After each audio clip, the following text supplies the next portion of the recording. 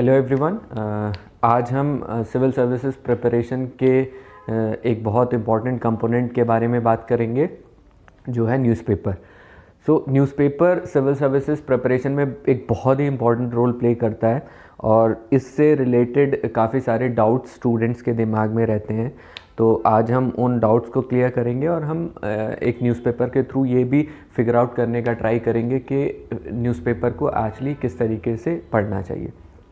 तो जो सबसे इम्पॉर्टेंट चीज़ और जो सबसे पहली चीज़ आती है जो लोगों के दिमाग में जब वो प्रिपरेशन कर रहे होते हैं, तो पहली चीज़ तो आती है, वो होती है विच न्यूज़पेपर। तो ये डाउट बड़ा रहता है बच्चों के। मैं कहीं भी जाता हूँ तो बहुत सारे बच्चे ये पूछते हैं कि कौन सा न्यूज़पेपर पढ़ना है, कौन सा नहीं पढ़ना है। तो मार्केट में बहुत सारे न्यूज़पेपर्स हैं। जनरली सिविल सर्विसेज के लिए लोग हिंदू और इंडियन एक्सप्रेस ज़्यादा प्रेफर करते हैं। कुछ लोग बिजनेस टाइम्स भी पढ़ते हैं और कुछ लोग बाकी न्यूज़पेपर्स भी पढ़ते हैं। इनफैक्ट आप कुछ इंटरव्यूज़ देखेंगे जहाँ पे कुछ सेलेक्टेड स्टूडेंट्स ने बोला है कि उन्होंने न्यूज़पेपर पढ़ा ही नहीं था, उन्होंने बाकी करंट अफेयर्स मैगजीन्स और उस चीज़ों से चीज़ें कवर कर ली थी। तो ये जनरली डिपेंड करता है इंडिविजुअल के ऊपर, वो किस न्यूज़पेपर में कंफर्टेबल फील कर रहा है। मेरे हिसाब से हिंदू और इंडियन एक्सप्रेस इक्वली गुड है, उनमें से कोई भी आप न्यूज़पेपर सेलेक्ट कर सकते हैं। और एक हैबिट होती है कि जब आप कोई न्यूज़पेपर पढ़ना स्टार्ट कर देते हो तो वो आपकी हैबिट बन जाती है और आप उसमें ज़्यादा कंफर्टेबल फील करने लगते हो। तो स्टार्टिंग में आप देख लो कौन सा न्यूज़पेपर आपको ज़्यादा कंफर्टेबल लग रहा है, उस हिसाब से आप उसको सेलेक्ट कर सकते हो। मेरे हिसाब से हिंदू इंडियन एक्सप्रेस दोनों इक्वली गुड है। बाकी अगर आपको बिजनेस टाइम्स कुछ लोग प्रेफर करते हैं, वो भी आप देख सकते हैं अगर आप उसमें कंफर्टेबल फील कर रहे हैं। लेकिन कुछ लोगों का ये डाउट होता है कि न्यूज़पेपर बिना न्यूज़पेपर पढ़े मैगजीन्स के थ्रू चीज़ें कवर हो जाए। बट मेरा पर्सनल ये एक ओपिनियन है कि न्यूज़पेपर आपको एक बहुत अच्छा पर्सपेक्टिव देता है। तो instead of directly jumping to ये मैगजीन्स, आप न्यूज़पेपर पढ़ें और न्यूज़पेपर पढ़ने में आप चीज़ों की अंडरस्टैंडिंग, चीज़ों का पर्सपेक्टिव जो पता चलेगा वो काफ़ी आपको हेल्पफुल होता है। तो पहला क्वेश्चन तो ये आता है। दूसरा क्वेश्चन होता है बच्चों का टाइम।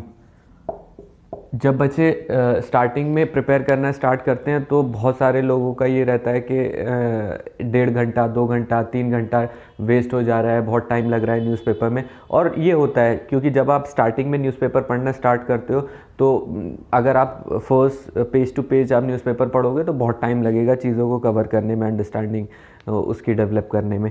तो आई फील कि अगर आप स्टार्टिंग में जब आप न्यूज़पेपर स्टार्ट करते हैं तो 1.5 घंटा से ज़्यादा आपको न्यूज़पेपर पे टाइम वेस्ट नहीं करना चाहिए। 1.5 घंटे में आपकी most of the things cover हो जानी चाहिए जब आप स्टार्टिंग फेज़ में होते हो प्रिपरेशन के।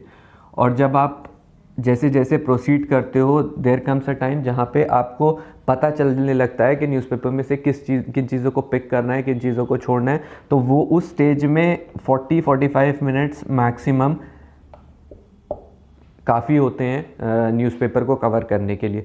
तो इस टाइम से इस टाइम पे आने के लिए आपको ये पता होना चाहिए कि न्यूज़पेपर में से क्या चीज़ें पिक करनी है और क्या चीज़ें छोड़नी है।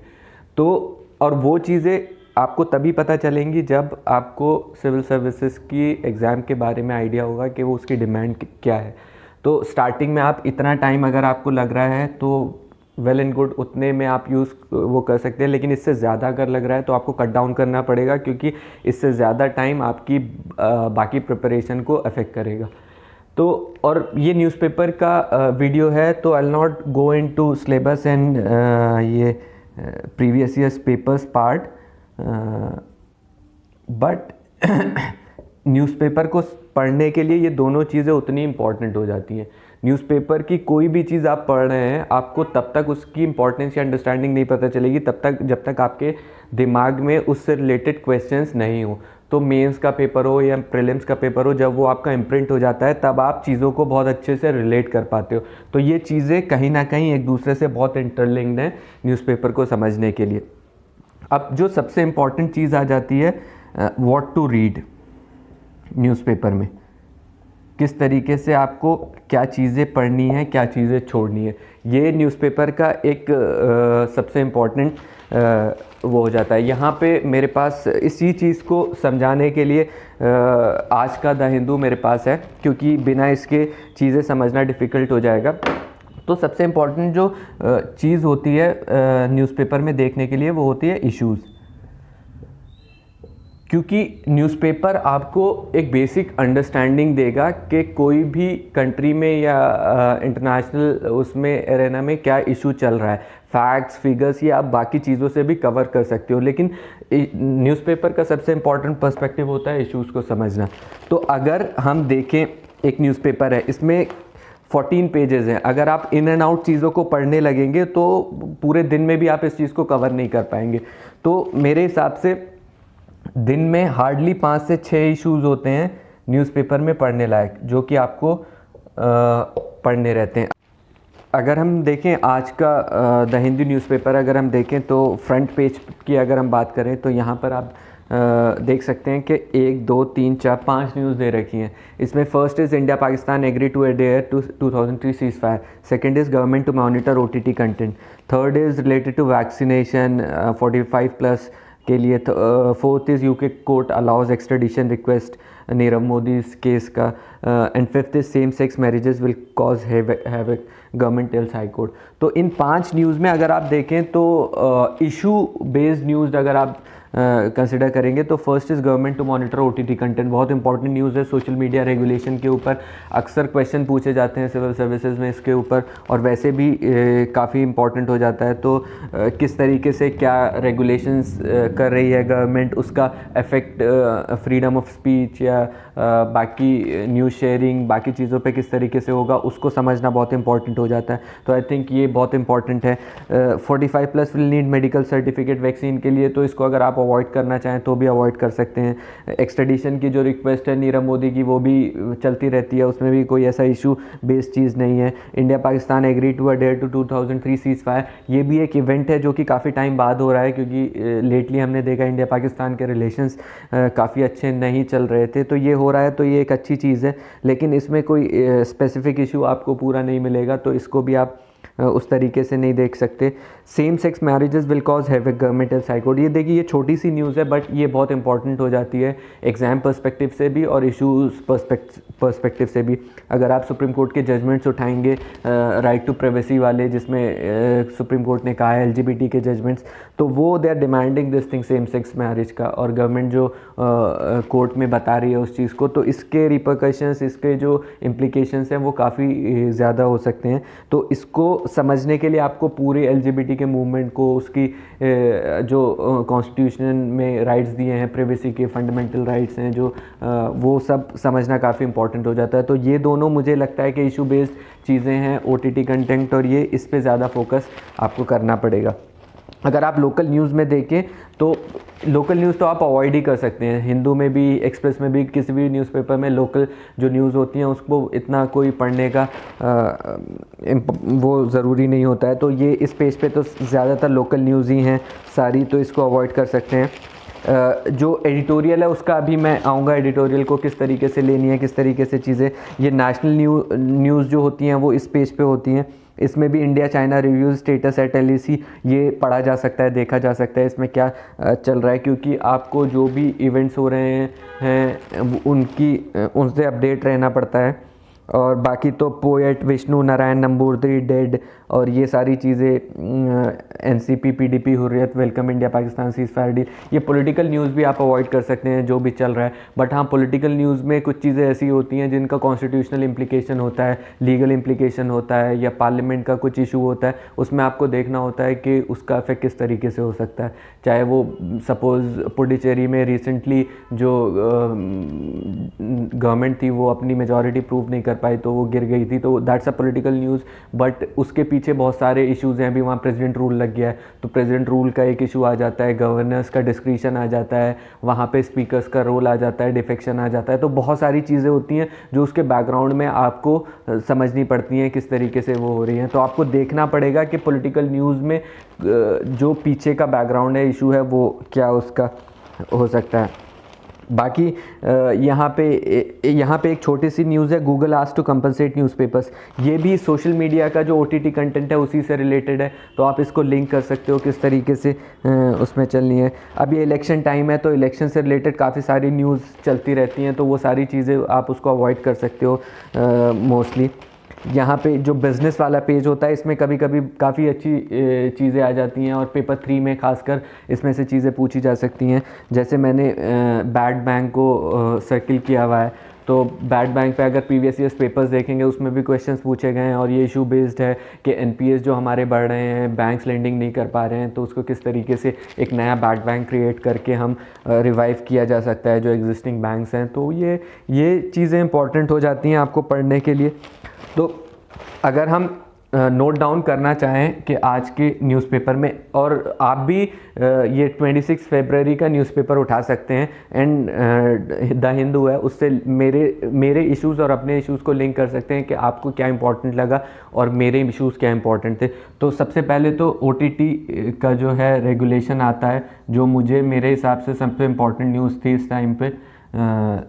दूसरा, यहाँ पे सेम सेक्स मैरिजेस का जो इशू है वो भी मुझे काफ़ी इम्पॉर्टेंट लगा, क्योंकि इसके इम्प्लीकेशंस काफ़ी होते हैं, और इसी टाइप के क्वेश्चंस जो हैं वो बनते हैं एग्ज़ाम में।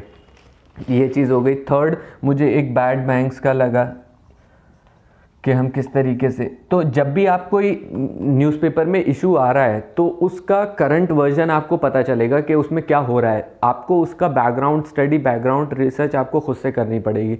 तो आपको अगर ये लगता है कि ये इशू इंपॉर्टेंट है तो आप इसे इन एंड आउट कवर कर लें। बैड बैंक्स का हो सकता है कोई पर्टिकुलर न्यूज़ दी हो, बट उसका क्या पूरा बैकग्राउंड है उसको आप खुद से कवर कर सकते हैं। चौथा, जैसे एक मैंने डिस्कस नहीं किया, मैं पढ़ रहा था म्यांमार कू के बारे में दिया हुआ था, तो ये चीज़ भी इम्पॉर्टेंट हो जाती है कि किस तरीके से वहाँ पे प्रॉब्लम्स हो रही हैं और वहाँ इंटरनेशनल उसमें क्या चल रहा है, तो ये भी आप देख सकते हैं। और एक सीज़ फायर का है इंडिया पाकिस्तान के बीच में। तो ये कुछ चीज़ें थी जो मुझे इस न्यूज़पेपर में पूरी लगी कि ये 5 इश्यूज़ हैं, ये इम्पॉर्टेंट हो सकते हैं, तो इनको कवर करने में ज़्यादा टाइम नहीं लगता है। अब हम आते हैं कि एडिटोरियल पे। ये सबसे इम्पॉर्टेंट पार्ट होता है न्यूज़पेपर का, लेकिन कभी कभी क्या होता है कि एडिटोरियल में भी बहुत सारी ऐसी चीज़ें होती हैं जो आप अवॉइड कर सकते हैं। तो क्योंकि कभी कभी क्या होता है कि रेपिटेटिव हो जाता है, बहुत ज़्यादा एक ही इशू बार बार रिपीट होता है, तो आप उसको अवॉइड कर सकते हो। फार्म लॉस चल रहे थे, या सोशल मीडिया रेगुलेशन अब चल रहा है, या दूसरी चीज़ें हैं, बार बार एडिटोरियल जब आते हैं तो आप इन एंड आउट जब एक बार कवर कर सकते हो तो उसे अवॉइड कर सकते हो। तो रेपिटेटिव अगर कोई चीज़ हो रही है तो उसको अवॉइड कर सकते हो। कई बार पर्सनैलिटी बेस्ड एडिटोरियल आते हैं, कोई आर्टिस्ट है, कोई ऑथर है, कोई भी है उसके बेस पे, तो वो भी आप अवॉइड कर सकते हो अगर आपको लगता है कि उतना इम्पोर्टेंट नहीं है।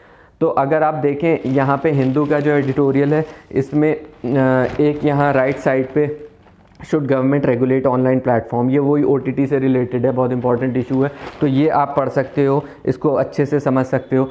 एक है सिंगल पार्टी डोमिनेंस डेमोक्रेसी इम्पेरिल्ड, ये MK नारायणन का आर्टिकल है। तो ये बहुत जनरल आर्टिकल है, अगर आपको अंडरस्टैंडिंग है सारी चीज़ों की तो उसको अवॉइड करना है, अवॉइड भी कर सकते हो, लेकिन for the sake of reading अगर आपको ये है कि चीज़ों को समझना है, अंडरस्टैंड करना है, तो वो आपको पढ़ सकते हो। Absurdity of the anti defection law, तो ये एंटी डिफेक्शन लॉ भी क्या होता है कि हम लोग बहुत अच्छे से कवर किए हुए होते हैं सारी चीज़ें, और कई बार आता है जब भी प्रेसिडेंट रूल लग रहा है, जब भी कहीं स्पीकर्स का रोल आ रहा है, एंटी डिफेक्शन लॉ बार बार आता है। तो आपको वही देखना है कि आपने अगर इन एंड आउट चीज़ें कवर कर ली हैं तो उसको अवॉइड कर सकते हो, और कोई नया चीज़ है तो उसको आप पढ़ सकते हो।